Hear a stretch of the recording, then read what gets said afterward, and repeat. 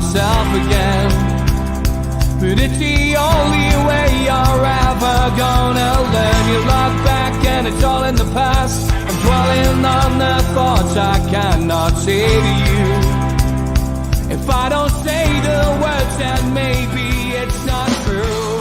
And it feels alright when they come and say.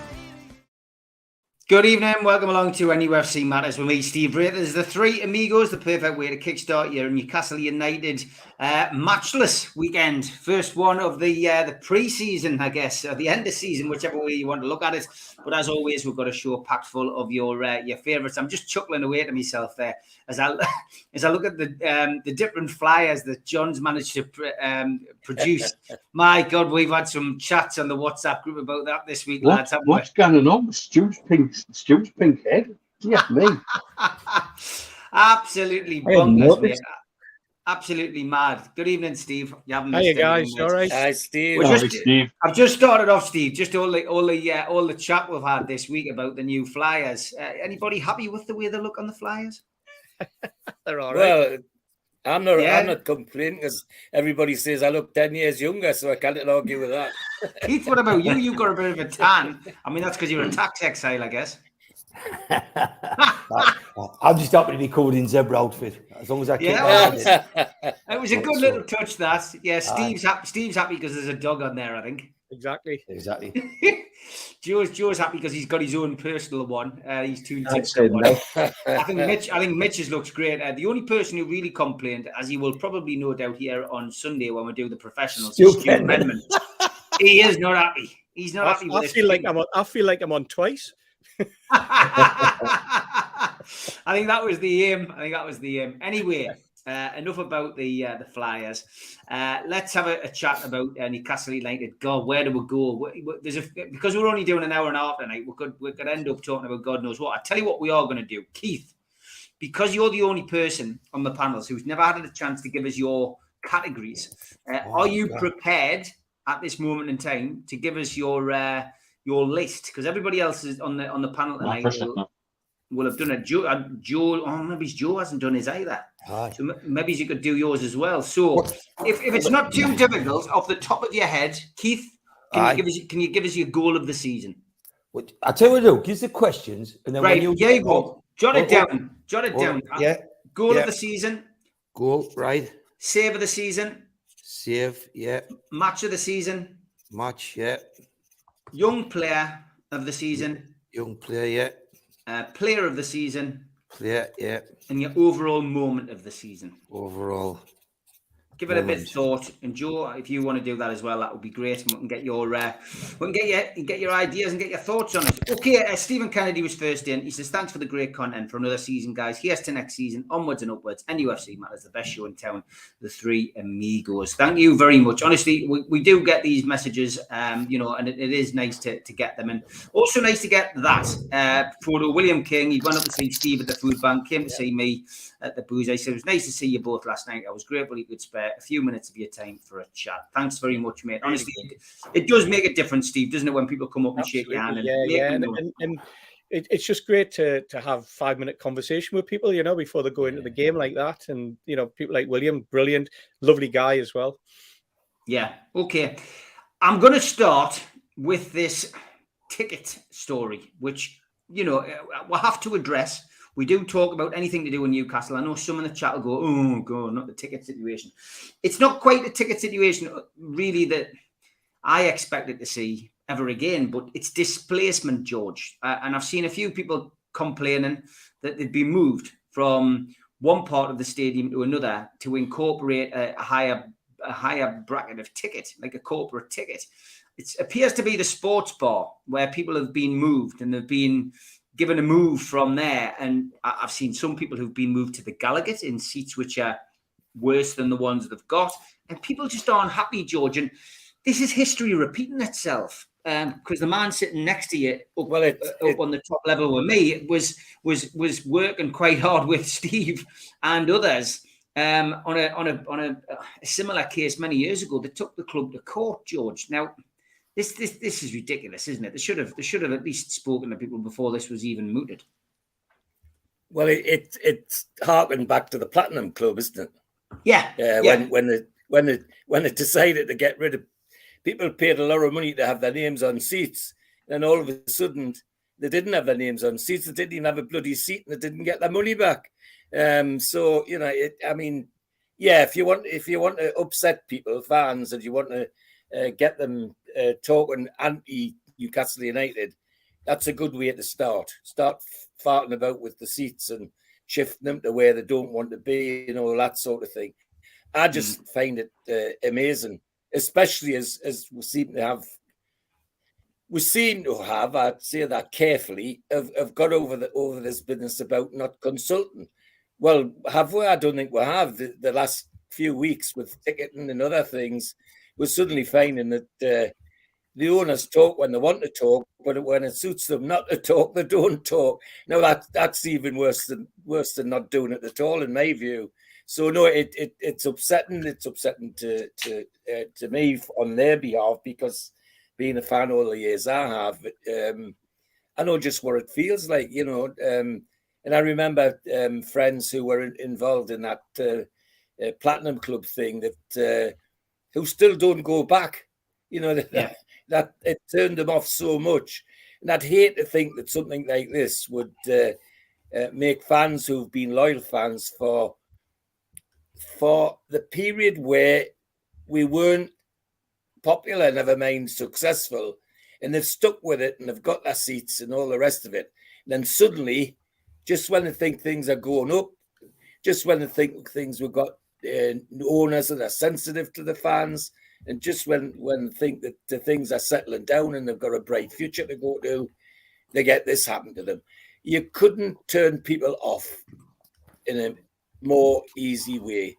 That's you know, some of those people will just give up, and that would be tragic for me. If one person gives them up, it would be tragic for me, because we should be doing things absolute spot on. We shouldn't even be entering into this sort of thing at the moment because of where we are.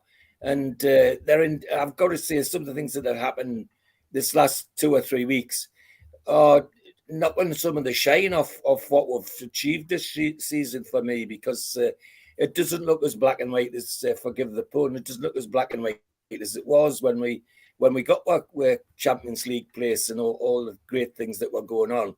And certainly these people being messed about on seats is not a good start to the close season. In fact, it's terrible.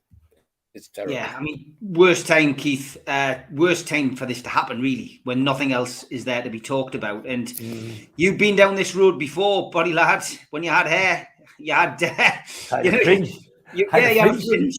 But I mean, you know, joking aside, it was a nightmare the first time around this, and you know, this is, it's not on the same kind of scale, but I guess it doesn't matter who gets moved. I think the first time it happened, you could find a culprit and you could blame like Freddie Fletcher, and you could sort of put all the blame on him. But at the time, I mean, I was in the middle of the Lasers, 3 season tickets. Me and 2 pals who were both brothers, and they cut the line down the middle. So they sent one brother away and left me and one brother sat in the ground. It was surreal that you could divide a group of 3 up, you know what I mean? And not say, look, we're going to move somebody along. But anyway, I think when it was them days, you didn't feel you had a choice. You thought that the way they've done it's wrong, and there was bonds sold then and things, promises you were going to get moved. So I think in them days, it was easier. I think the problem now is, what a time to do it, because I think there's enough fans with enough credible voices out there where I just think to myself, what will be. I think in terms of Newcastle, I think I've done all I'm going to do, and I'm finished. I'm retired. I'm like, you know, I'm working, if you like, on a daily basis now, and so I don't let things upset us. However, when you do something with this kind of time and it happens at the end of the season, you haven't got a new signing coming in because the window hasn't quite opened. You haven't, you haven't got any distractions. You haven't got any games to look forward to. And like this show now, if you think of some of the events we're normally talking about, roll the dice, what's going to happen Saturday, what do you think about the last game? And you do all that, and then somebody says, "Oh, there's a big section of the fans are annoyed." the thing that surprises us is, and you know, I'm not digging at anyone here. I'm just thinking to myself, I thought what happened was, I thought that this is me probably being a bit naive. I haven't been close to it.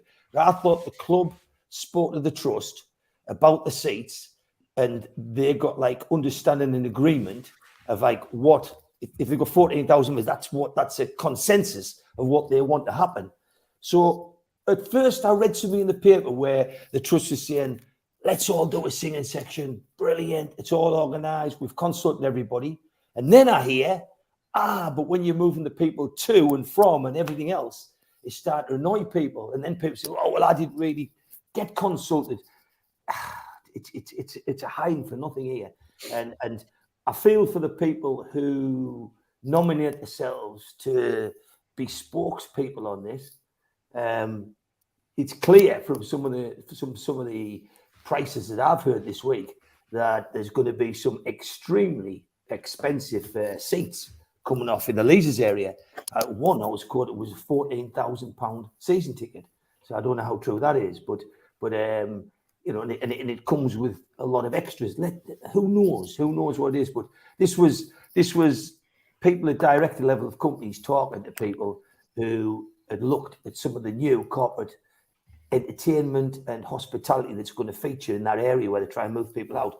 But what I don't get is if people are moving from the singing section to another area, why that's not been streamlined, because that's gone on for months and months and months.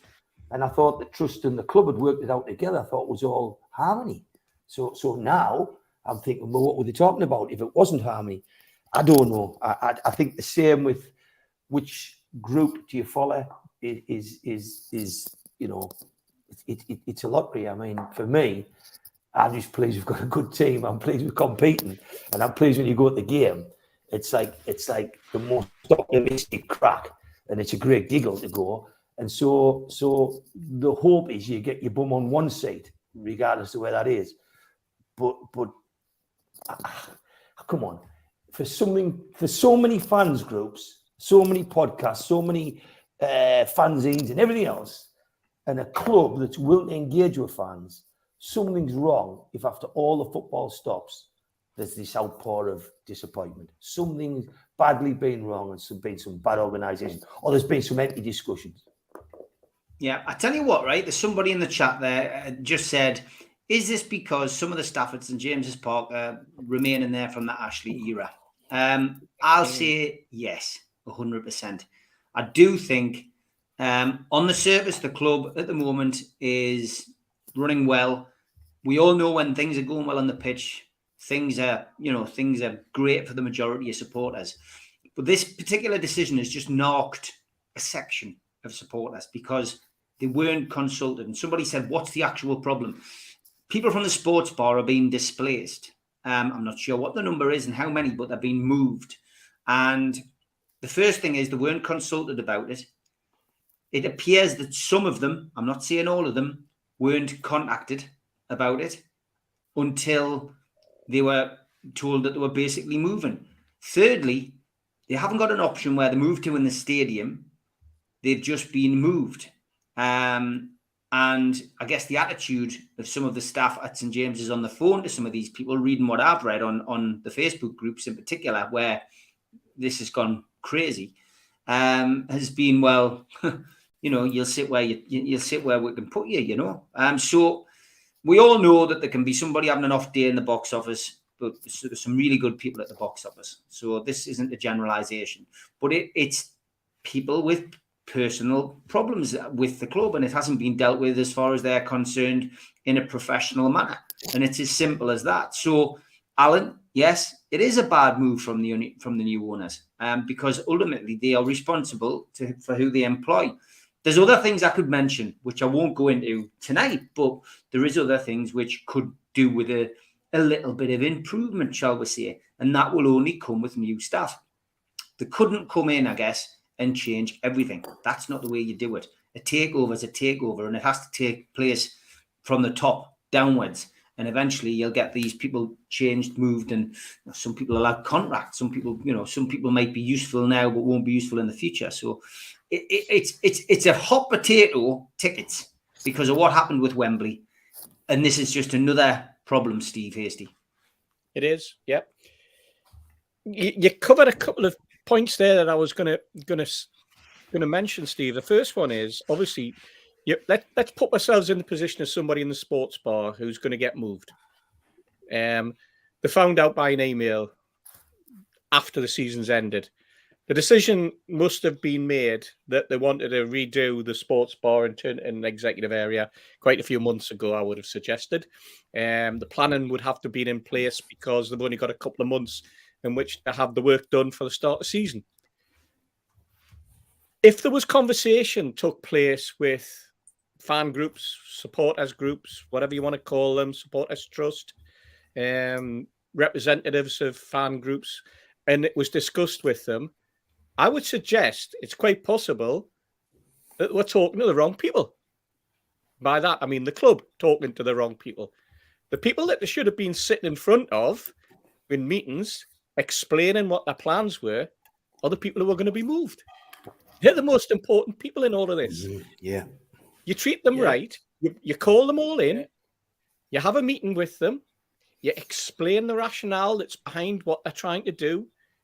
And you work it through and you come up with a solution. Well, the solution, obviously, we know that people are going to have to move seats. But you come up with something that matches each individual's needs, requirements, wishes, or whatever you want to call it, so that they get put in an area of the ground that is comparable with the view that they've had. I think the Leazes End is a totally different place to the Gallowgate. I think you get different crowds of people. There are strong rumours that the Gallowgate lower tier right the way across by next season will be an all-seater area as well. If everything goes to plan with the corner, and I've heard that already stated by people who have been involved in dialogues with the football club when they talked about the corner becoming an all-seater stadium. An all-seater, becoming a standing area. And it looks as though that will, again, cause issues because there are people who won't want to stand. There's people, it's a great view that they've got, and they don't want to stand during the game, but for some reason it's now de rigueur to say, right, let's have people standing at football again, and again, you can have an organization with 14,000, 12,000 members, but if none of those people have got skin in the game, then they're not going to be particularly bothered about the situation that some individuals are in. And that's the scary bit. The scary bit being that the club hasn't obviously dealt with this correctly. They haven't learned anything from past problems that have occurred. And if it's the same people in the football club now as were there when those issues arose, then, who do they think they are? Feeling as though they can just make an arbitrary decision and then tell someone, well, like it or lump it, that's where you're going to be. That's not how you treat your customer. That's not how you treat supporters, loyal supporters who have been sitting in that particular area possibly for 15 years, 20 years. I mean, how long has the Leazes End been up in its current particular guise? I think the sports bar's probably been there since, 2010? So you're talking, 13 years that people have been using the sports bar. It might be slightly earlier. So it's very, very disappointing to think that people who are customer orientated, marketing people who have come from overseas, who have been hoisted onto the mainsail, telling us how fantastic they are at dealing with the public, dealing with supporters, what they've done at Atlanta, etc. And yet there on the doorstep is an issue that they've obviously completely and utterly ignored and not taken on board and possibly not understood that how important it is to those particular fans to be treated in the right way. And not be all of them. I mean, some of them might be, just take it on the chin. But there will be fans who are bitterly disappointed to find that they're being uprooted and not given the opportunity to pick somewhere else that is available within the ground, other than being told by someone on a phone at the ticket office, this is what you're getting. like it or lump it. You don't have to go. The demand's there. If you don't want to take that, which is by the sound of it, the way some people are being treated, it's not right. It's not right. And the powers that be have got to get their act together sooner or later and understand that you don't necessarily think that you're talking to the right people when you're in this sort of dialogue. Rather like the ticketing advisory group that was held on Tuesday, which was a fait accompli because all the decisions were made. You know, what came out and what they advised the fans was what was in the Chronicle a couple of days earlier, and what the trust came out with over the weekend, explained to people how things were going to work. And, you know, what makes a mockery of dragging people all the way to St James's Park to run a ticketing advisory group, when there was nothing that I heard from people who came out when they sent me the little snippets that I didn't know. Nothing at all. Joe, I mean, John's in the chat there. Good evening, John. He basically is, a member, and he says, I've had an email from the club today saying keep an eye on the website for info regarding membership renewal. What other membership do you not automatically get the chance to renew? Lots of people unhappy about the membership as well. I wish I didn't have to renew my NUFC Matters membership. That'd be a start, Yeah. Johnny. It's coming.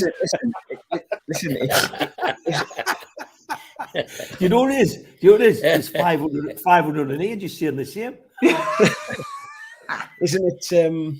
Isn't it typical Newcastle United in the week or the fortnight that we qualified for the Champions League, had the best season we've had for 25 years, and then we've decided to move fans, cause absolute ructions, not look after our members. And this was the new beginning, wasn't it? This was the new era. So yeah, whether it's about people, still on the staff and on the payroll that were under the old regime that are still able and think they've got the ability to do what they want as they have done over the last 15 years. I'd be really disappointed if that was the case, because I thought the football club was being run properly now with business people who knew exactly how to run a business. So yes, on the field, things are going fantastically well. I hope and pray that what we're not doing, we've talked a lot about corporate sponsorship, we've talked a lot about money coming into the football club, but actually I really hope and pray that is not to the detriment of the people who who sit in the ground and support the team. I was speaking to a friend of mine called Mike, who's been personally affected by this, him and his dad. And I think you're right, Steve, in what you say. It wasn't necessarily because I think the club was, we'll just shift you along a little bit. But actually what Mike was talking about was, well, that's fine. But actually, we appreciate having a bar to sit in, have a pint with me old fella, something, I personally can kind of relate to. So it wasn't just about the seat, the view, the area of the ground. It was actually about the entire experience. So they're going to lose something now on the back of. Mike was wondering or led to believe that UEFA have even had a hand in this in terms of the amount of corporate hospitality that you have to be able to provide for UEFA delegates, and whether that bar is going to be used in that respect. And the club have just thought, well, let's just do it now. I don't know, but it does kind of sour the milk slightly that what we should be talking about is, will it be Milan? Will it be, wherever we're going next season, hopefully? And we're not. We're talking about the club's made a cock-up. Arguably, it's the first cock-up they've made since they've had the reign. So, I guess that's fine. And in terms of the representation, Steve Hasty absolutely nailed it there. I've filled a survey in about ticketing as a season ticket holder. I've been offered the opportunity to go and be on an advisory board and all that, and that's all fine. But this doesn't affect me. So, what opinion have I got? They should have been talking to the likes of Mike and his dad and the people that were getting moved, because actually. My big worry here is, how do you get true representation of anything if you've only got a minority representing the majority. That minority doesn't speak for me. It doesn't speak for many of us. You know, so the football club needs to really, really do some work in terms of how does it reach out to his fans and not just people who elected trust members, shall we just say. Yeah, okay. I'm not doing a Michael Winner here. I'm making a drama out of a crisis, Mitch. I mean, it is worthy of conversation, certainly on this show. It is, and I could probably do another hour on this alone, but I'll try very hard not to. It's difficult to disagree with everything that's been said.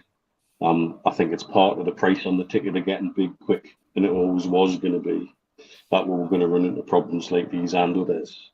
I've been in a couple of direct conversations with people from the club in the last couple of weeks. I think the fans were aware of some of the proposals that I've seen and discussed in the last 2 weeks. I think there'd be more people throwing the toys out of the cot about ticketing, talking about ring fencing tickets for certain groups, etc. So how does that then affect members applying for tickets game by game? How do the members who've missed out on tickets feel about that as a suggestion? But it is also part of the price on the ticket of being owned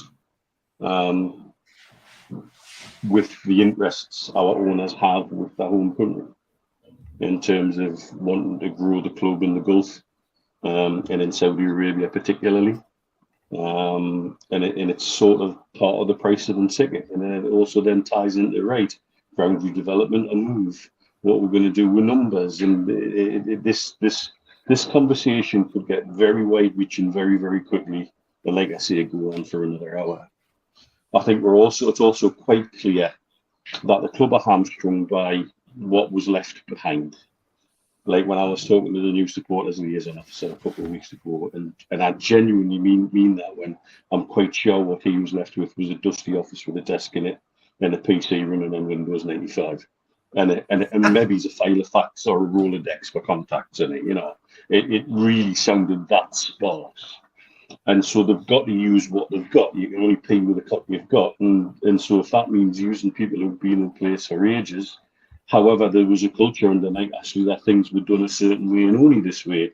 And that very much from my personal experience and from what you and Steve and Keith found going up and talking to people, that there's still people in there who are very entrenched in Mike Ashley's ways. And that wasn't particularly cuddly or customer friendly, shall we say. And so whether they've just come up with something whereby they've got to do something, like Joe quite rightly said, I think there are UEFA, guidelines to be met. And they thought, look, we've got to do this. We're damned if we do, and we're damned if we don't. So damn the torpedoes and just do something. I don't necessarily think it's certainly not being done with the direct malice that Ashley certainly did things. And I've seen people saying, yeah, it's a blip and it could be brought around, and it can be. However, it is I find it very bizarre after the season we've had to be sitting having this conversation. We shouldn't be having this conversation. And that's frustrating. But again, it is what it is, basically based off what they've been left with behind. And it was a genuine ghost ship.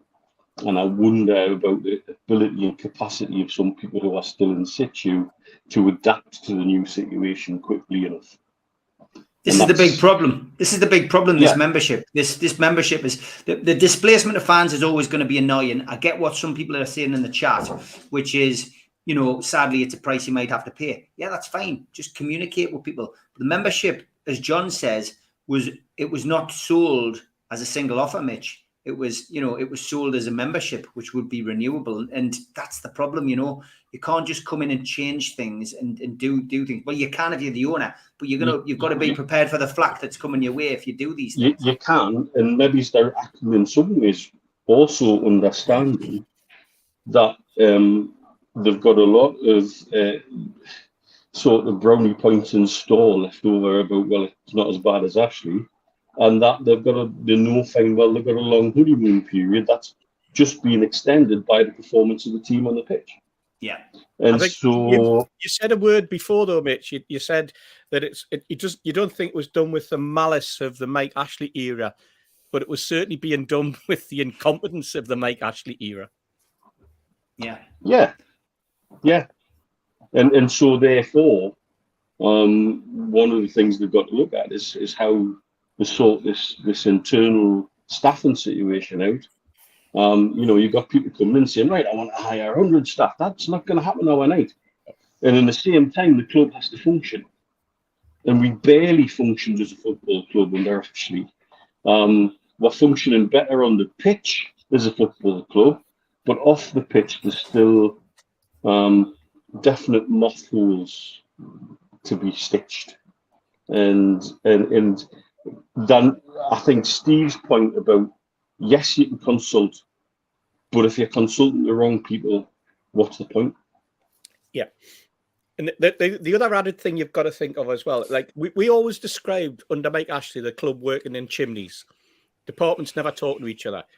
Now, maybe this is another example. Maybe obviously you've got the facilities guys, the guys who look after the club, the facilities, the seating areas, the infrastructure, and they're given a task which says, right, we're going to build this new bar. We're going to put this new facility in. So you run that. If it was me, if I was the facilities guy, the first thing I would be saying was, okay, if that's the case, then what I'll do, first question will be, what about the impact? So you're at the first meeting and say, right, well, this means we're going to have to uproot, and I'll tell you now, it's 250 people, and we're going to have to find seats for 250 people in this ground. How are we going to do it? Who's going to be responsible for notifying those people? How are we going to notify those people?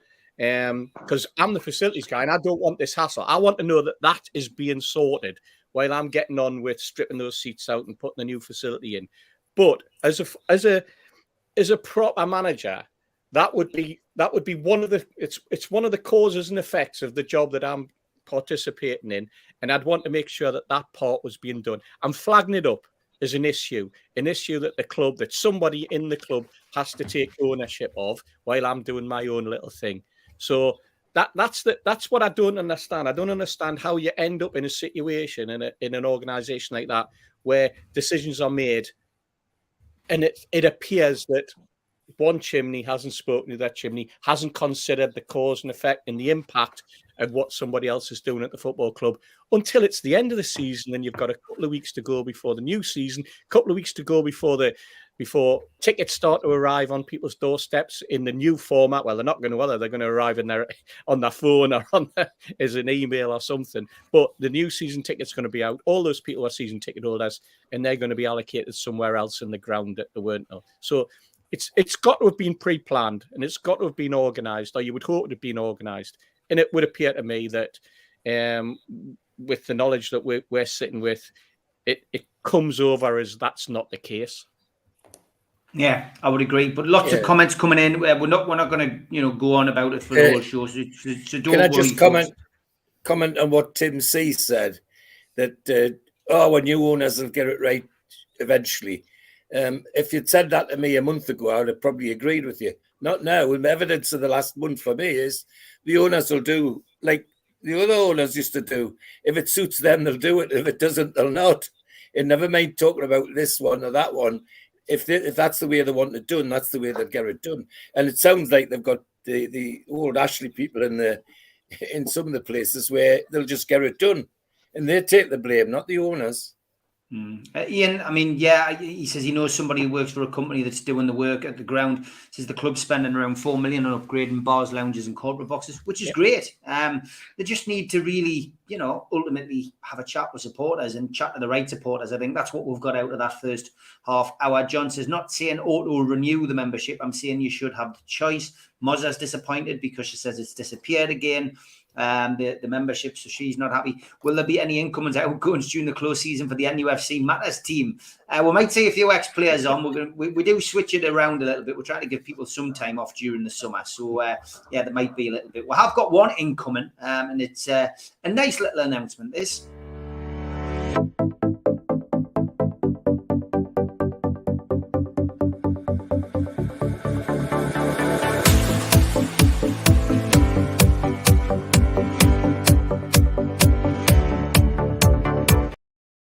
welcome back to New Workwear, who were one of our initial sponsors. They've come back on board as a sponsor only on the premise that they could also sponsor the Three Amigos show. So thank you for coming back.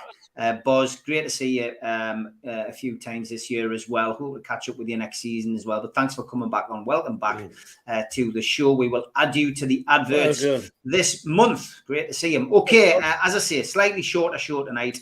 So as always, got a lot to get through. Tweet of the week's next.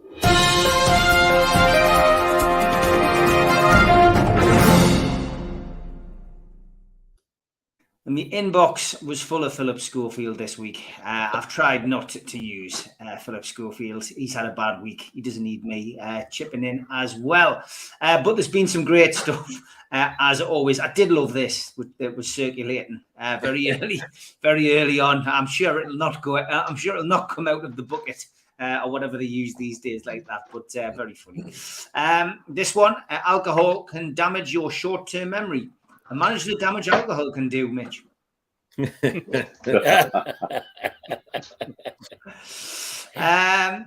one, the Mackems are at it again. Police called a report of a naked man on the A19. This isn't something that was made up. This is actually true. Last Friday when we were on air, a man was spotted without any clothes on the A19 on Friday afternoon. And yes, he was heading towards Sunderland.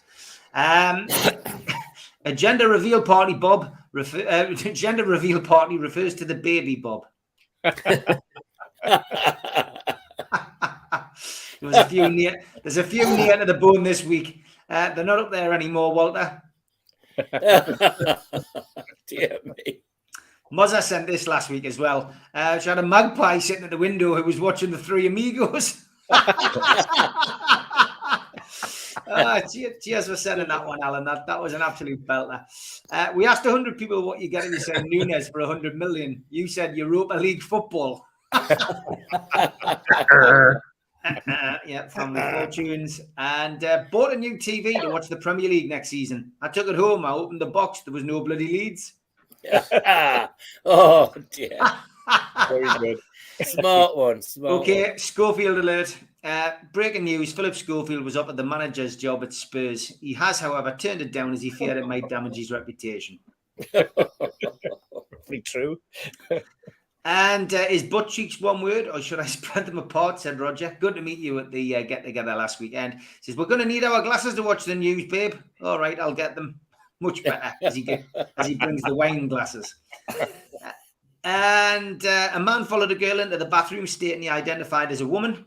The man's teeth were knocked out by the girl's father, who identified as the Tooth Fairy.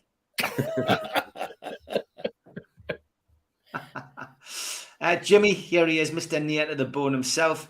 He says, NUFC, tweet of the week. Who's catering at Dad's funeral? Oh, remember the guy who did Michael's orgy? Oh, yeah, they were great. Yes, Jimmy found this on his outings. Book this food truck for weddings, birthdays, openings, bar mitzvahs, funerals, and yes, orgies. Wow. Unbelievable. Following on from the orgies, when you're kinky but poor.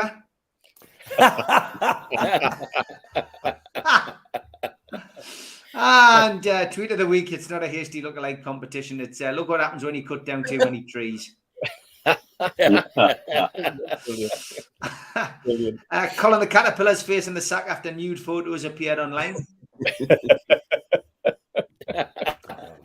And Paddy Power are back this week. Big Sam, 4th of May, I'm as good as Pep and Jurgen Klopp. 28th of May, as a squad, they just weren't good enough. Big Sam departed today with £500,000 in his back pocket for 4 games' work. Daniel Schofield last weekend, the fallout zone from any potential Goodison boo today could damage property as far away as Mid Wales and the Peak District. Residents are advised to board up windows and stay indoors. A no-fly zone over Northern England and Wales will be in place throughout the second half. Thanks to Zara for that one and quite a few others. Mount Snowdon knows one of our fans, Andrew Gilroy, at the summit. And when you finally get to pee after a long trip. Happy birthday to Kylie, seen here just after she signed for Jimmy Cyril's Notts County. Excellent. And you still haven't got the hang of the doggy position, have you?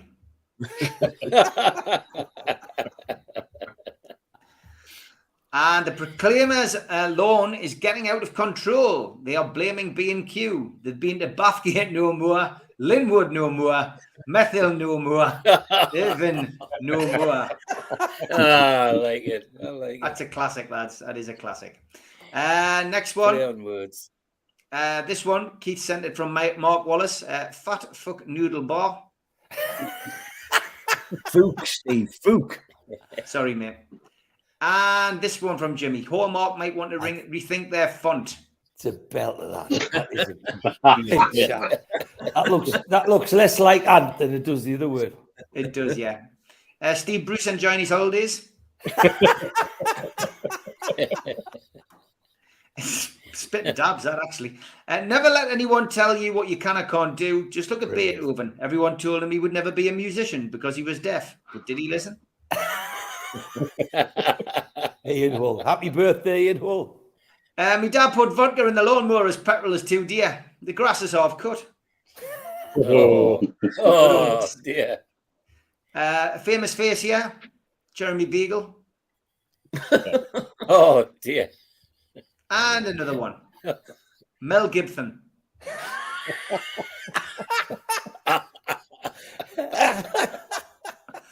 And there's something hilarious, says Zara, about the Liverpool and Spurs ownership being the most vociferous opponents to the NUFC takeover and Liverpool and Spurs missing out on Champions League football. So true, Zara. There is. There is indeed. Ballon d'Or dress code. Get in. And Kieran Trippier is now Chelsea's joint third highest goal scorer at Stamford Bridge in the Premier League this season. God. Anyone seen the new Juve strip? Mitch, have you seen it? No. Oh. Well, it's led to this anyway. Abbey Road. Alex Oates says, this year I've attempted to quit drinking in social media. Which is harder? Well, I've been teetotal for 3 months, he tweeted. And Luton Town will be in the Premier League next season. This is the main entrance to the stadium. And look what these two grew up to be. The winners this week, I couldn't separate these two. The manager at our local IKEA is retiring, so I sent him this cake.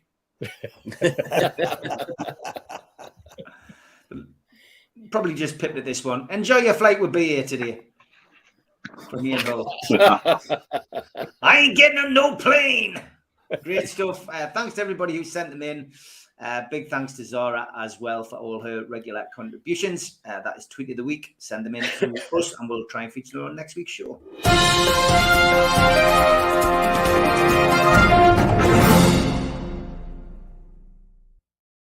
Okay, sometimes in the summer we do swerve off football a little bit, and this one's just been chucked on us.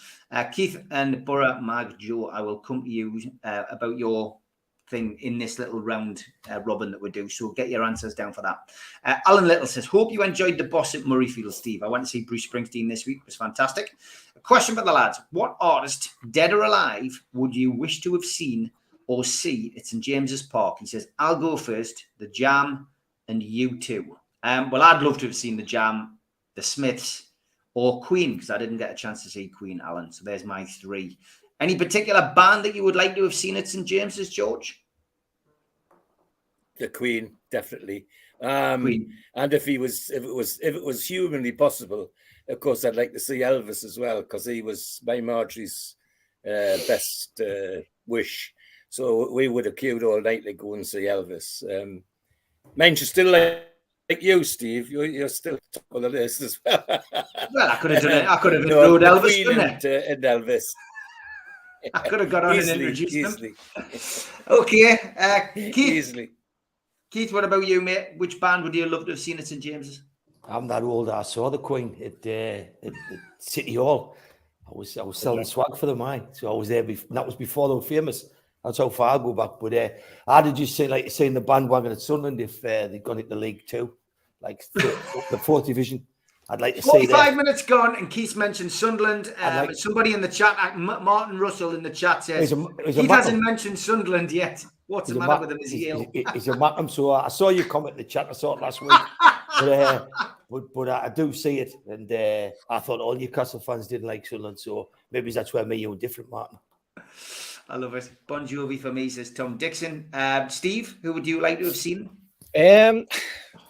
Most of the bands whose names have come up, I've already seen. So it's a case of whether I want to see them. I saw Springsteen, St James's, saw Queen at St James's, saw Queen at City Hall, Keith. Yep, 75.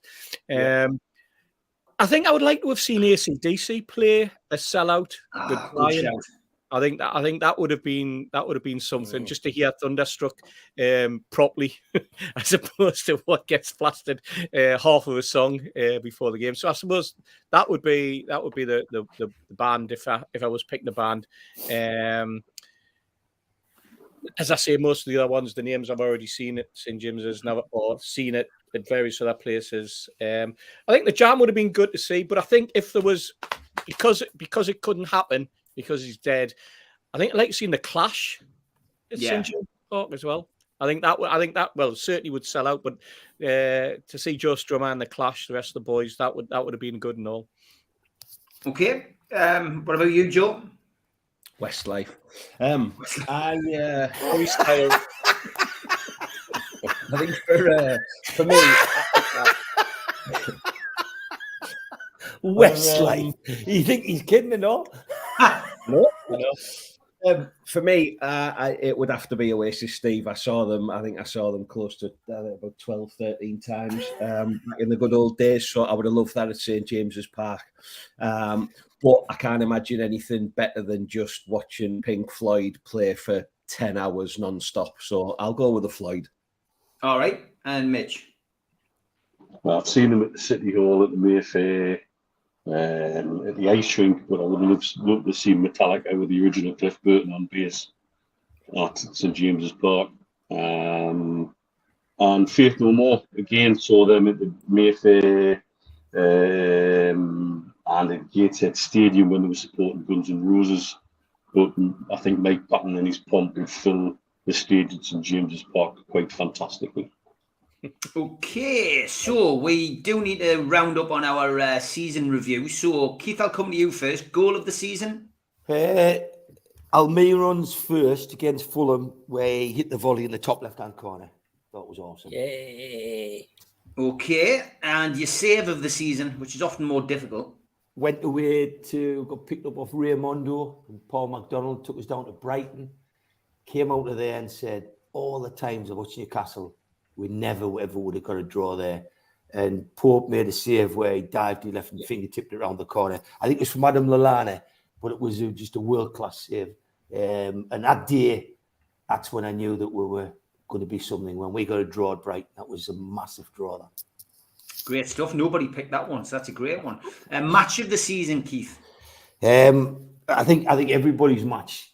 It's easy to say Spurs because it was just a surreal place to be at 5-0 at that much time gone. But the game for me, which made us buzz more than anything this season, was Man United at home, because I felt as though we smashed them to bits. And my mate Melly was quiet for 2 or 3 weeks after because he never got a kick. And I said to him, I says, Melly, when did Man United last player touch the ball in the game? And I said, I'll give you a clue because it was in the first half. We absolutely battered them. And that was the game when I think Newcastle come of age and where they learned the thing about you've got to beat the top six kind of mentality to win things. And when we came off that home game, I remember going down to the car and everybody you passed on the street going down towards the Ready Bridge was all saying the same, said that was like never before. That's the day when I thought we'd arrived. Okay, and young player of the season and player of the season. Young player of the season because I think this lad was thrown into a man's role. He's still only young, and I think people confuse transfer fees and things like that with it. But to me, Sven Botman's done an enormous role in the back of Newcastle's team, and I think he is. I wouldn't swap him. You know, I think he's got potential to be another Van Dijk who literally run Liverpool's defence for years. Botman's something special. I think he's had a tremendous season. I don't think he's even started yet. Player of the season. Yep. Player of the season. I always look at people and think, who do we miss?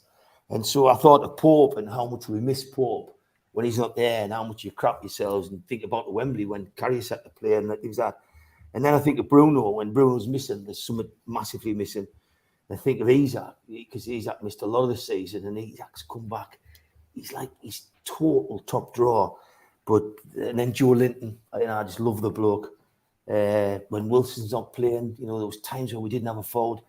But the one person for me who's been missed the most in Newcastle this season, Sean Longstaff. And I think Sean Longstaff it stops Bruno being his best, and it stops the midfield performing. And any idiot who thought he wasn't a good player, because there was a lot of that. I got pelters for 2 years. I think that kid this season's been absolutely exceptional. Good one. Okay, and your moment of the season. Started thinking about that because you've only I didn't. Can be anything, Keith. Yeah, on or off the pitch. Well, I've got it. So first I thought was it that 5 minutes to go at Wembley when we knew we weren't going to win, and we all got the flags out, started showing that we were here forever, and this was just a cup final, and we were going to come back many, many times. So that moment felt good. Then I thought, no, was it not when we got the 5th goal against Tottenham? And I thought, shit, where am I at? What's happening? And I thought, was it Spurs away? I was in the director's box, and I realised that we'd bullied Spurs on their own ground. They were the biggest. But best moment for me was a week on Saturday when John Allen got out of hospital. Yeah. Great stuff, mate. Fantastic. Okay, Joe, your goal of the season, mate. Well said. Keith's pretty much looked at my homework, Steve, to be fair. Miggy's finish at Fulham was absolutely sublime, wasn't it? I think that not only the build-up play, to watch that ball come over your head and then just to crack it like he did was tremendous. But I'm going to go for Kieran, first game of the season, actually, Kieran Trippier's free kick to put us, was it 3-1 up against Man City? Because not only was it an exquisite strike of the football that flew into the Gallagher net, but actually it was a pivotal moment for me. Keith talking there about we've arrived, something felt very, very important. And yes, we didn't want to win the game. But I tell you what, we give them as good as we got. And I think that just epitomised it for me. So I'll say Trippier against Man City as goal of the season. All right, good stuff for that. Save of the season? Yeah, well, I've wrote down Adam Lallana header at the Amex. So that was the one for me, an absolutely tremendous save down to his left-hand side. And that was great as well for Nick Pope, because if you remember, that was the week before when Twitter just went Nick Pope mad and he was trending all over the world. And then actually to prove how good of a goalkeeper he was with a save like that. But also a special mention, and again, Pato's just mentioned it there, but I don't know if you recall, we were 2-0 down at the time at Wembley, and Lewis Karius pulled a save off that was absolutely fantastic. And for me, I think had he not have got that ball and we'd have gone 3-0 down, I dread to think what the final score would have been. So just because, I'm going to say Karius at Wembley. Yeah. All right, okay. Game of the season? Naturally, Tottenham Hotspur was just, something that I don't think particularly can't really recall experiencing before. But I'm going to say purely because I was with my daughter at the time, first trip to a proper game at St James's Park, so the Southampton semi-final, because not only did we win and get to Wembley, but the atmosphere, the flags, the whole lot. So yeah, that was a special moment for me. So I'll say Southampton in the semi. Yeah, I mean, again, popular one that amongst people in the chat as well. Young player of the season and player of the season. Yeah, I've wrote down 2 words, Sven Botman, and I think Pato's said everything that I was going to say. I think you're dead right, Keith. I think there was a sense, and I think people forget, that I think people fall into the trap that because of his price tag and because of his name and because of the big clubs that were supposedly looking at him, that he's a 28-year-old and he's been playing the game for years. He hasn't. And because of how well he plays, he's still only 22. Yeah, absolutely. And I think the frightening thing about it for me is that, as Pat rightly said, he's only going to get better. So I thought he was tremendous. Yes, special mention to Alex Isak, who after his injury come back and looked like an absolute world beater. great to see Miley in the side for 15 minutes on Sunday, wasn't it? Great to see Elliot Anderson kind of back at the club and getting a run out. Anthony Gordon's going to come good, but Sven Botman for me has been absolutely tremendous. So it's him by a mile. And player of the season, I'd be too biased if I said Joe Linton, so I won't. I think there's one guy there that's just utterly epitomised everything this season in the way that he's led the side, in his performances. Yes, to play devil's advocate, he's not always on it, and his deliveries sometimes leave a lot to be desired. But Kieran Trippier, for me, has been absolutely incredible, and arguably the most important signing we've made for decades. So, yeah, Kieran Trippier. Okay, and your moment of the season? Two moments of the season, both in the same game. When the fifth goal went in against Tottenham, there was almost a staggered disbelief. And I remember turning round to my old fella and the guys, the three lads from Hartlepool that sit behind us in the ground. And I don't think anybody was actually celebrating. I think we were just looking at each other, just, what on earth is going on here? And it really stuck in my mind, that because, I can't really recall being that mesmerised or that staggered by something Newcastle have done, for ages. So, yeah, moment of disbelief, but it was top. The moment of the season was when the full-time whistle went. Twinkle Toes Hasty come down the concourse dancing towards me, and he done this little jig like Beyonce, looked class. So it's the hasty jig at the end of the 5-0. Cue hundreds of Beyonce gifts now and designs by Albert this week. You've done it there. You've deliberately done that, Joe. You and Albert. Are you Albert? I've only just got over the Gallagher pigeon. Okay, we've got about half an hour left. As I say, a slightly shorter show today. Here's the ads. A big thanks to all our sponsors: Skips and Bins, telephone 0800 25 45 25 3, email inquiries at skipsandbins.com, website skipsandbins.com, easy contract free and pay as you go waste collection. A big thanks to Mr. Vicky's sauces, which are handmade in Cumbria. You can find them at their website, mrvickies.co.uk. If you want to place an order, call 01768 210 102 or email info@mrvickies.co.uk. A big thanks to Media Arts for all the help with the video side of things, and to qtechshop.co.uk, the makers of pool tables and snooker tables in Wallsend, Newcastle, and the guys who run our website, NUFCmatters.com. If you like the channel, please hit the like underneath the video. It helps us grow. And click share and share to your other social media. If you want to help us financially, please click join. And there's a range of different packages, and it explains how you can do that.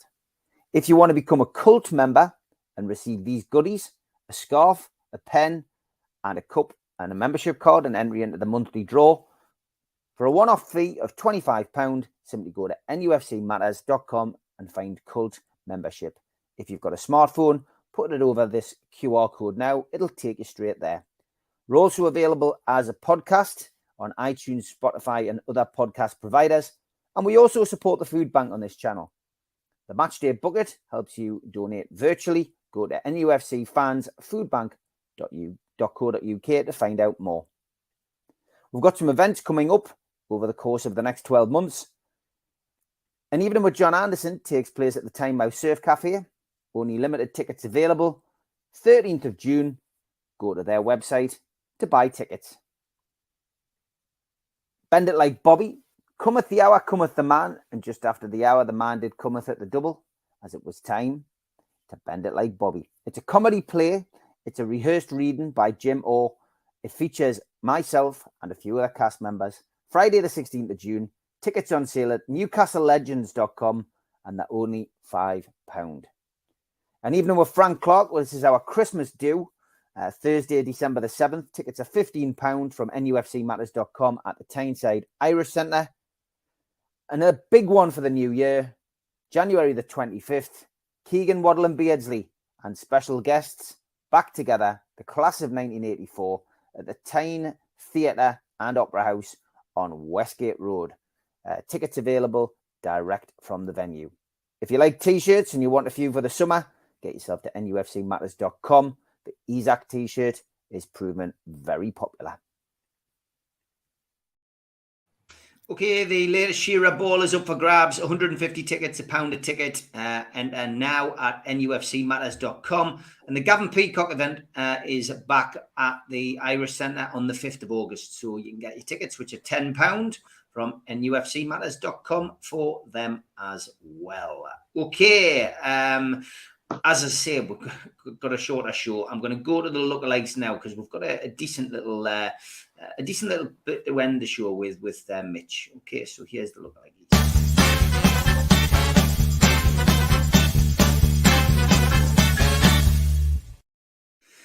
Didn't have time to put these in order today, chaps. So it's a random, which sometimes works better. This one, two lookalikes. Oh God, Sam from Sutty. I'd check his paycheck, I tell you that. 500 grand for 4 games, dear me. The Eurovision that was frightening. That Steve Hasty, Keith, Mitch, and George, and me. Look at me on the end there. yeah. What? How the hell is that? There's me on the end. That actually looks like me. It does. Certainly does, Steve. You're right. That's really, really good, that, Jacob. Very, very good, mate. This one as well. Who do I see? Steve Hasty waving the flag for Isaac and Kraft. Steve, are you seeing the bottom up? And it looks like Joe in the bottom right. On the right, Cheers. That's brilliant, that. Absolutely brilliant. Cheers for them Eurovision ones anyway. This Mitch, I didn't put this one up last week either. Andy Davies had said, am I seeing double? Is that Mitch on the left? On the left is Ian's brother. Who looks like you? He's a lovely lad, really lovely lad. He was over on holiday where that's Ian next to him and his mum in front of him. We'll give them a really good holiday because they went to a couple of games at Brooklyn and had a real good time. Great stuff. All right, Keith, are you ready for a hasty lookalike? That's from Rita. That's bloody older, man. That's good, that one. It's staring at the camera. Oh. And that one's from Rita as well. It's cruel. Great stuff. Rita said this one. She was in Menorca last year, and this was last week, so apologies, Rita, I didn't get it. But Garfunkel and Leicester's Wout Phase. That was pretty good, that as well, yeah. Did like that one. This was a rather spooky one from Sam as well, from Chippers. Is it me, or does Arnie Slot look like Luke Edwards? A little bit. Poor Arnie Slot, that's what I say. And George and Mr. Grimsdale from Milburn. Oh, I've made Mr. it. Grimsdale. Two lookalike for this week: Kerry Katona or Erling Haaland. Oh my God, poor lass. God. And David Moyes and old Greta. Very old Greta. Late ones from Pato's mate. What is that? They just come through tonight there. Was it From Adam Richardson. There we go. Steve? My answer was yes. Adam Richardson. Well done, son. Adam's the guilty party. David Cook's the guilty party for this one. He says, there's Steve Hasty in the bottom left.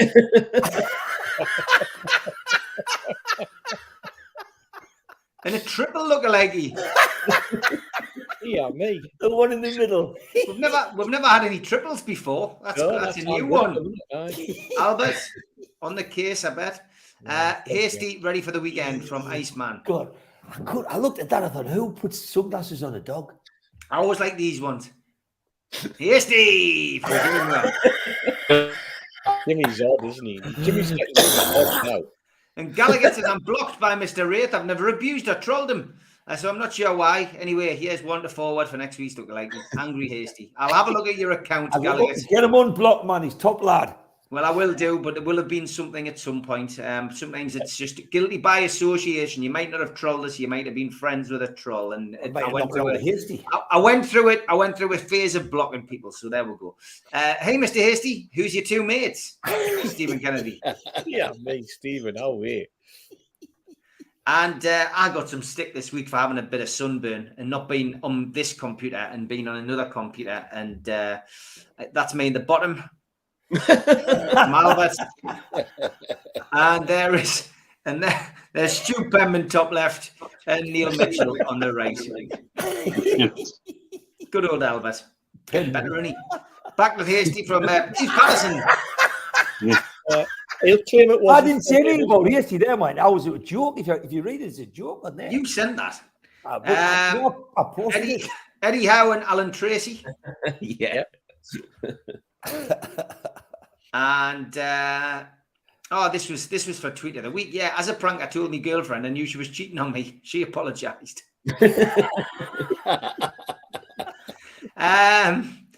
Do you look like he? That's brilliant. That is good. Like Excellent that. Ten Og and MTG, American Republican, and Sophie Rayworth. Yes, that's a proper lookalike. Stevie lookalikes. Out of context, it was Liam Kennedy enjoying a nice cool pint in the bank holiday sun. He's got his pants around his ankles. He's been drinking with Mitch. Aye.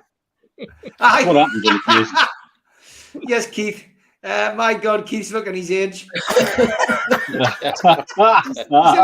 I get my looks from me nan. This was brilliant. Watching Pendulum last night, starring George Peppard, I didn't realise Gary Speed, Sir Freddie Shepherd, and Steve Bruce were also in the film.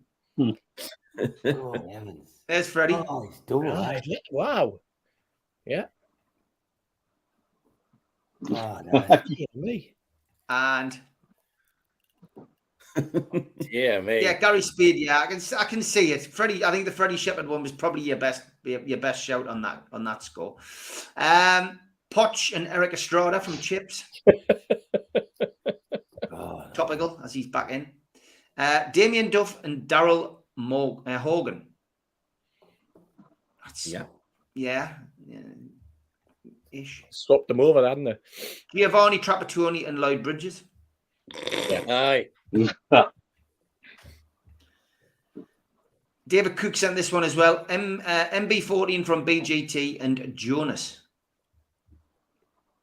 Good heavens. Is everything initials now? Mm-hmm. I know. Two look like good Burrow Mag and Grug from the Crudes. Nice one. You sounded really convinced there. Jimmy says, I didn't realise Antonio Conte was a cast member on Mork and Mindy. I don't even remember that character. No, he's the proper mad one that goes on about aliens all the time without actually realising he's speaking to an alien. Right, okay. This is me on Wednesday night show from Chippers. Was, mate. You were very pink. I was. Here's a lookalike. Must be hot outside for these two fellas. Liam and Brother Love, ex-WWF manager. Hey, God. This is a bit of a crossover. Hyung Min and James Tarkowski had a kid together. From Stephen. And Jamie Lannister and Michael Laudrup.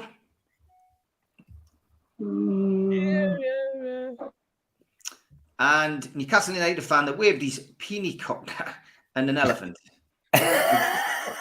Giving him a bit of credit there, mate. And the winner this week, Hoggle from Labyrinth and an old Rolling Stone. Soda Pop Kid. Thanks very much for that. Okay, if you've got lookalikes, send them over to us and we will endeavour to feature them on the show.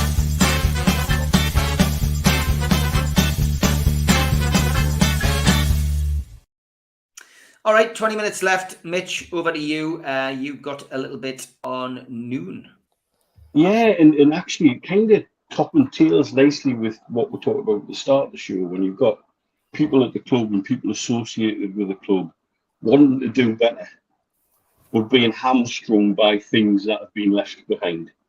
So I got a message yesterday from Ben Smith, who's Simon Smith, a former goalkeeping coach's son, who's out here doing a bit of goalkeeping coaching himself, amongst other things. And he says, look, I've got a lad I used to work with called Sid. He's just taken up a role with Noon, who are our shirt sleeve sponsor, as you know. if you didn't already know what Noon are, they're very much like Amazon. They deliver everything and they aim to deliver everything quickly, same day where possible. They operate UAE, Saudi Arabia, and Egypt mainly, and they're looking to be across the Gulf as a whole very, very soon. We exchanged numbers and he gives a call this morning. And he said, look, I'm quite aware we've done nothing really with this sponsorship to reach out to fans. And he says, in particular, the fans in the region. And he says, can you hook me up with the supporters club in Dubai? Well, obviously I can, because I know everybody involved with it, and I do a bit of gobshitery for them. So the discussion was initially what's been your experience with them so far? Well, frankly, terrible.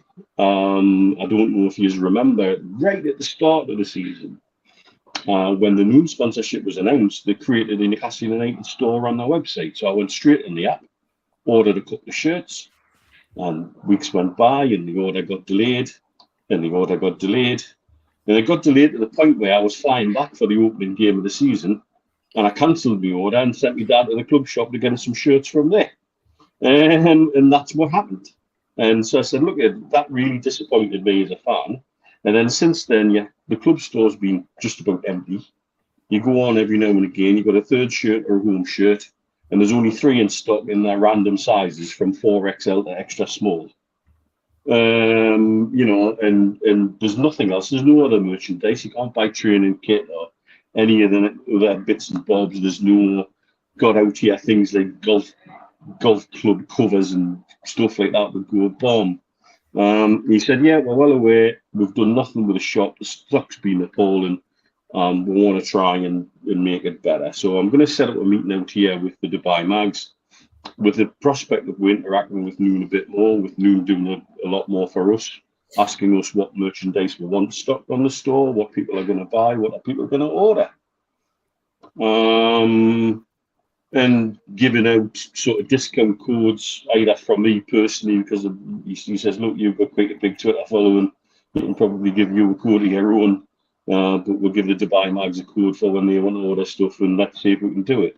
He says, my aim is, get this, to have enough in stock that when you place your order for anything with a Newcastle United badge on it in Dubai, it'll be with you within 15 minutes. Wow. Yeah, me. Right. He says we want enough stock to have in our distribution centres, so we know the way we do certain other goods, we can guarantee a 15-minute delivery. And it's true. You can with certain things here. Go on their app. If you want to order it, it'll be with you. Particularly if you've got a Dropbox type thing nearby where you put a code in and it opens and you pick it up whenever you want. It can be into your Dropbox within 15 minutes. And they do that successfully with some things. Not so successfully with other things, but that's another matter. That's a typical Dubai thing. It's a big claim. Everybody aims big, and so if you shoot for the stars, you might hit the moon, etc., etc. So I says, well, what challenges are you facing? And guess what word he used? Story. God. He said he sent an email to Castore, repeated emails this week. He wants to make an order that will probably be the biggest single order Castore have ever had, and they're not even picking up the phone. Unbelievable. Well, it's They're not. not even replying to his emails. Oh my God. And he says, what problems are you aware of with this Castore? I says, well, have you got a couple of hours? And I just rattled through some of the things I've seen personally on Twitter when we've been chatting to people about Castore, badges missing, badges upside down, Newcastle fleece with Rangers zips, being sent a full Newcastle kit but with Wolves socks. That's another great one that I've heard of, and et cetera, et cetera, et cetera. And he says, well, that's what I'm aware of myself. I think the lad said he's a Man U fan, but he's obviously well connected in football still. And he said he spoke to people at different clubs who use Castore. He says, what you're telling me is no different to what they tell me, but they're just not picking up the phone. He says, actually, I've just had come off of a conversation with my dad who's trying to shake the tree at their end. And he says, there's people in the club want this to be a success. We're paying them a significant amount for shirt sleeve sponsorship, which is doing us the world of good in Saudi Arabia, Dubai, and Egypt. It's apparently that profits are shooting up quarter by quarter, and they're convinced it's just purely from exposure on the TV with our shirt. That simple. That they're gaining ground on Amazon, who's our main competitor, and that they really want to compete, and they want to deliver top-class service on behalf of Newcastle United in this region. And Newcastle United want them to deliver top-class service on behalf of them in this region. And his emails are going unanswered. And there you go. These are the conundrums and the problems that I think are endemic through the club at all levels. That A, we've been left such a ghost ship, and B, some of the individuals that have been left behind just really aren't up to the job that they need to be doing, or they need retrained to do the job in a different and better way that delivers better service to us as fans. So I'll update you as and when I'm going to set up a meet. I'm on a boat party tomorrow with NUFC Dubai. What could go wrong there? One wonders. There's not man overboard. There's 55 of us on a boat going out in the marina at 4 o'clock tomorrow afternoon. Well, yeah, I've been told I'm going to be given the mic to do a bit of MCing again, which would be, again, what could go wrong there? I'll be on the poop deck, ladies and gentlemen. And so, classic. I'm going to have a chat with the guys who are the main organisers of everything at Brooklyn Bar and what have you, because it sounds like a real opportunity. One of our main sponsors wants to interact with the fans in a really positive way. Wants to use. I've sent them the videos and stuff that go up on the Twitter account, and he's blown away. He says, "I've never seen anybody in any supporter club in Dubai deliver what you guys are doing with the flags and with the noise and with the build-up." He says that looks fantastic. It's the kind of thing we desperately wanted to get out of this partnership. So there's going to be a bit of to and fro. But ultimately, if they can't get hold of the bloody stock from Pistoria, where's it going to go? And how much goodwill is going to be lost in all of that? Because they lost my goodwill at the start of the season, waiting for shirts that never come. I'm speaking to Simon in San Diego, who ordered shirts 2 months ago that the website says are on the way, that DHL say they've never even picked up.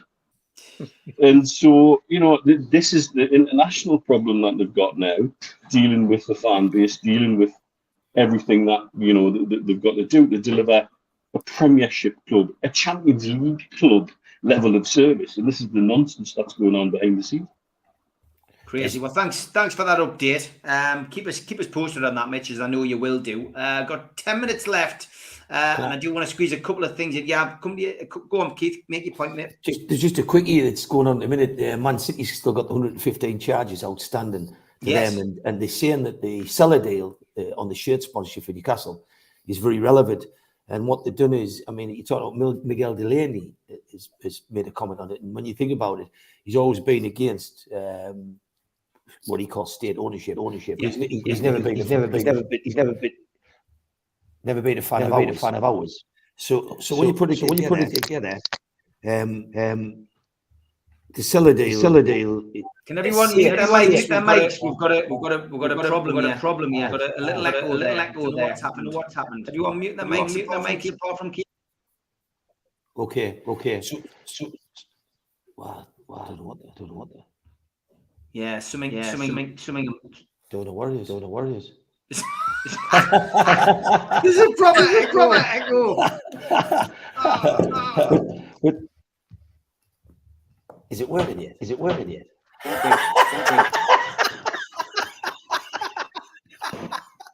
Look at that, me. Can I try now? It's Mitch's end, I think. Aye.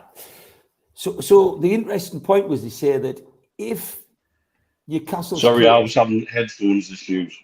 They said if Newcastle's case is viewed on its own, they said it passes fair market value. But this is the interesting thing: if Newcastle's case is passed on the seller deal, which is a fair deal, they said you could in effect write Manchester City's defence on their 115 charges. It's seen as critical, and they think that Newcastle might get turned down for what is a fair market deal, because the other teams in the Premier League, 4 of which are apparently threatening legal advice against the Premier League and Man City if it goes through, are saying they're even threatening a mutiny. So whether Man City are passed, let off, or charged, it's not dead, because a lot of clubs in the Premier League are considering building cases up as to what they've lost due to Man City winning.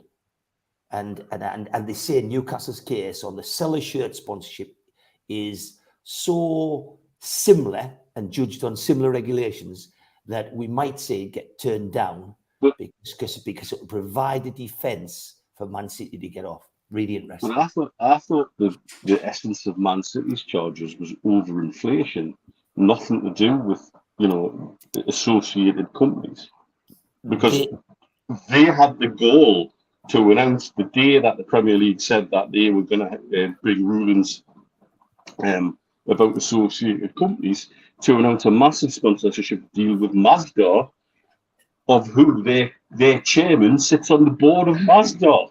And that was a proper piss take.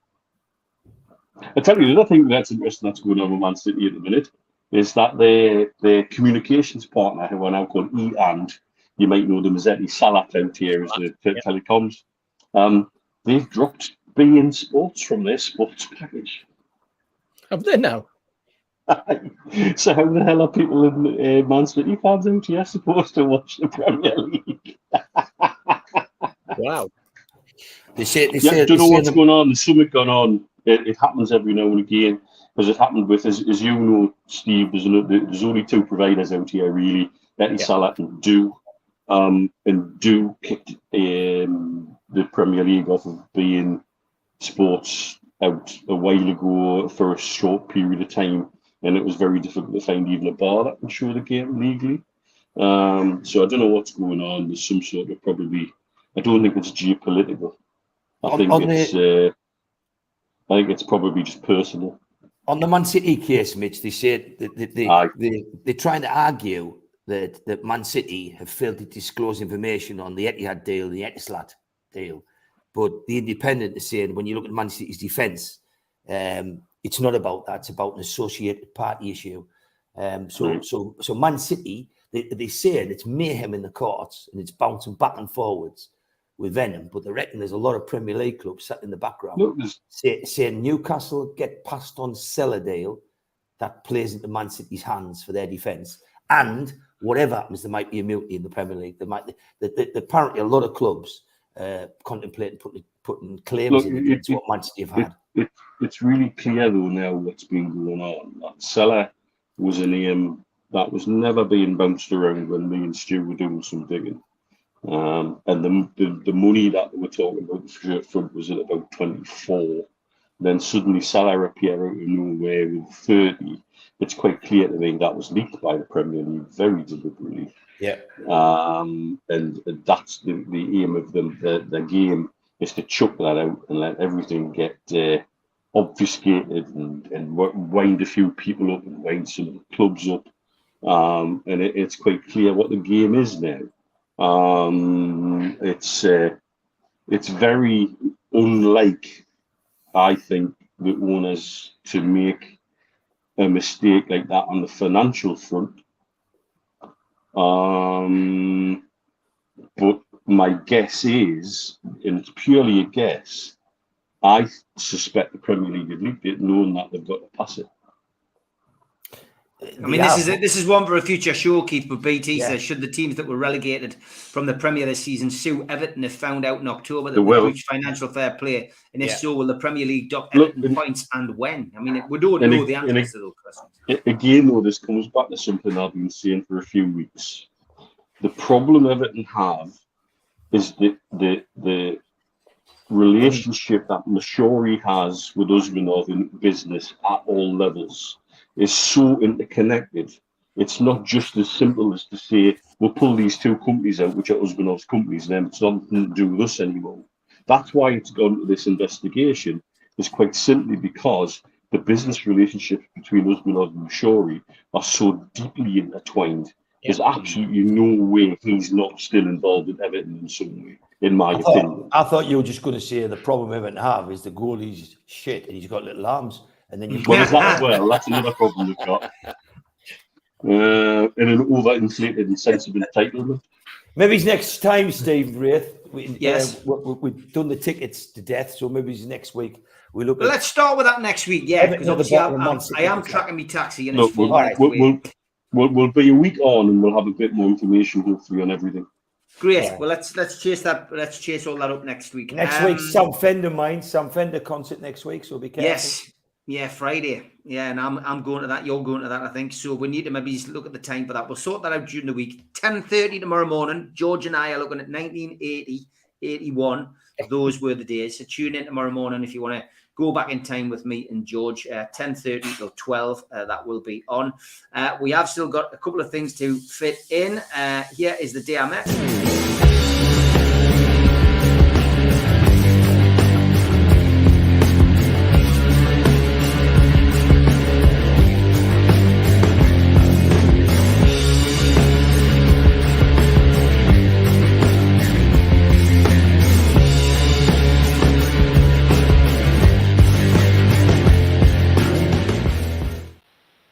The day I met, where I ask you to send in photographs of you meeting somebody from Newcastle United, past or present. This one from Graham Thompson. Met two legends today at St James's Park. Supermarket Bob Moncur.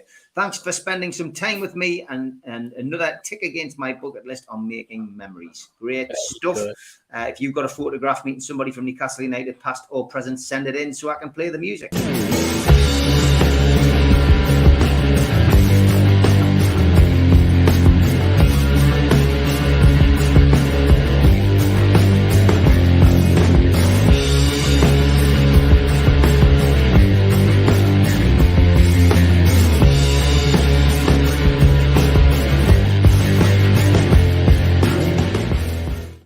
And as Julie says, play the cat.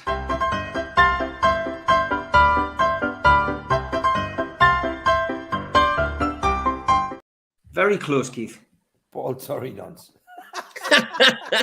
From Angry Kirk. Steve Wraith is ball. Thanks. That was in February 2023, so it's not a retrospective one as such.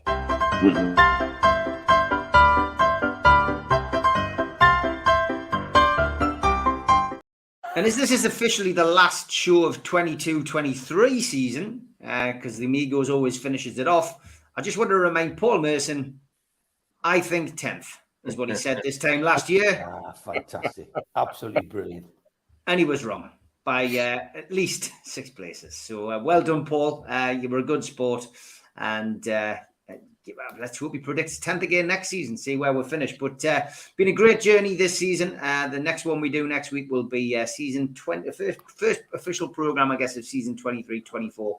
I'm sure we'll be looking at a few ins and outs as well by then, and talking sponsorships, talking noon and talking whatever. But have a good week. See you with George in the morning. Thanks to George, Keith, Mitch, Steve, and to Joe. Take care, lads. Night, lads. Cheers, everyone. Night. Girls and boys.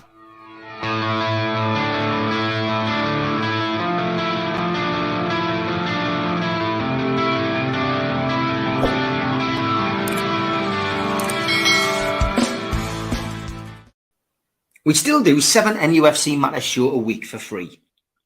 But if you want to help support NUFC Matters, then there are a few ways of doing it. Hit the like button on each live broadcast and video. This helps the channel grow. Hit the subscribe button and select the all notifications bell so you don't miss a single show. If you want to help us financially, then you can join the channel using this button with the membership starting at $1.99 a month. Or you can drop us a donation in the chat using a super sticker. We're also looking for sponsors. If you'd like your brand advertised on the flyers for the show and featured during the ad break, then email John at nufcmatters.com to arrange today.